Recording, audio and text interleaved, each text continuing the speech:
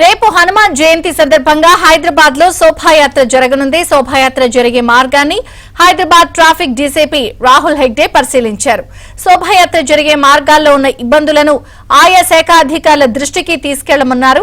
కొన్ని చోట్ల traffic diversion చేశామని, ప్రజలు సహకరించాలని కోరారు.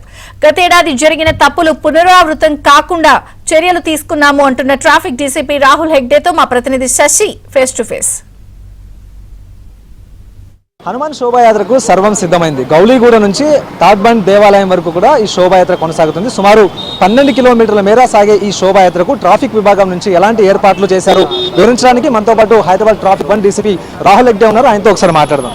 సార్ చెప్పండి సార్, ఈ మొత్తం ఈ శోభాయాత్ర ఎన్ని కిలోమీటర్లు సాగుతుంది? ట్రాఫిక్ విభాగం నుంచి మీరు చేసిన ఏర్పాట్లు? శోభాయాత్ర ఆల్మోస్ట్ మనకు మార్నింగ్ నుంచి మధ్యాహ్నం టైంలో స్టార్ట్ అయ్యి ఆల్మోస్ట్ తాడ్బండ్ టెంపుల్ రీచ్ అయ్యే వరకు ఈవినింగ్ నైట్ అయిపోయి ఉంటుంది. సో దీనికి ప్రత్యేకంగా ఎంటైర్ రూట్ ఏముంది, ఆ ఎంటైర్ రూట్ని మన సిపి గారు ఇన్స్పెక్ట్ చేశారు.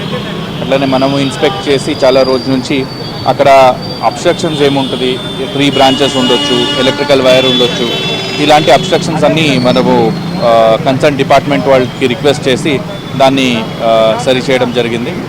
అట్లనే డైవర్షన్ పాయింట్స్ నీడ్ బేసిస్ మీద మనకు ప్రొసెషన్ ఎక్కడికి పోతుంది ఆ టైంలో ఆ డైవర్షన్స్ని వేరే వేరే జంక్షన్స్లో డైవర్షన్స్ కూడా ప్లాన్ చేసుకున్నాము. మొత్తం ఎంటైర్ రూట్లో కూడా డైవర్షన్స్ ఉంటుంది.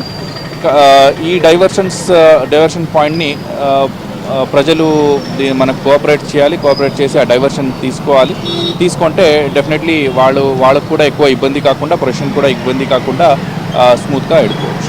శోభాయాత్ర కొనసాగే మార్గాల్లో అశోక్ నగర్ కావచ్చు, లేకపోతే సికింద్రాబాద్ ప్యారడైల్ ప్రాంతాల్లో ఎక్కువగా వాహనాలు రాకపోకలు ఎక్కువగా ఉంటాయి. అలాంటి ప్రాంతాల్లో ట్రాఫిక్ కూడా ఎక్కువగా జామ్ అయ్యే అవకాశం ఉంటుంది. అలాంటి చోట ప్రత్యామ్నాయంగా ఏమైనా మార్గాలు ఉన్నాయి? మనము దాదాపు ఎంటైర్ బందోబస్తుకి ట్రాఫిక్ సిబ్బంది దాదాపు 800 ట్రాఫిక్ పర్సనల్తో ఈ బందోబస్తు ఏర్పాటు చేయడం జరిగింది. అట్లనే సైనేజెస్ కూడా చేస్తున్నాము. చాలా ప్లేసెస్లో R&B బ్యారికేడింగ్ ప్లస్ మన మొబైల్ బ్యారికేడింగ్స్ కూడా ఏర్పాటు చేసుకున్నాము. ఈ మన సిబ్బంది అందరూ ఉంటారు కాబట్టి మనకు పబ్లిక్కి చాలా తక్కువ ఏమి ఇబ్బంది కాకుండా, వాళ్ళ వెహికల్ మూవ్మెంట్ కూడా ఏమి ఇబ్బంది కాకుండా మనం డైవర్షన్స్ ప్లాన్ చేసుకున్నాము. అది కూడా నీడ్ బేసిస్ మీదనే ఉంటుంది. శోభాయాత్ర కోసం పెద్ద ఎత్తున ఫ్లెక్సీలు ఏర్పాటు చేస్తూ ఉంటారు. ఇవే కాకుండా పెద్ద పెద్ద జెండాలు పట్టుకుని జనావాసాల్లో వాటినంతా తిప్పుతూ ఉంటారు. సో శోభాయాత్ర నిర్వాహకులకు ఏమైనా సూచనలు చేశారు సార్ ఇలాంటి వాటి గురించి? అవును, వాళ్ళతో కూడా ఒక కోఆర్డినేషన్ మీటింగ్ హైదరాబాద్ సిపి గారు తీసుకున్నారు. ఆ కోఆర్డినేషన్ మీటింగ్లో కూడా మనకు లాస్ట్ టైం ఏమేమి ప్రాబ్లమ్స్ ఫేస్ చేశాము, కొంతమంది తెలియకుండా వేరే రూట్లో వెళ్ళడానికి ప్రయత్నం చేశారు, ఇవన్నీ కూడా వాళ్ళకి చెప్పడం జరిగింది.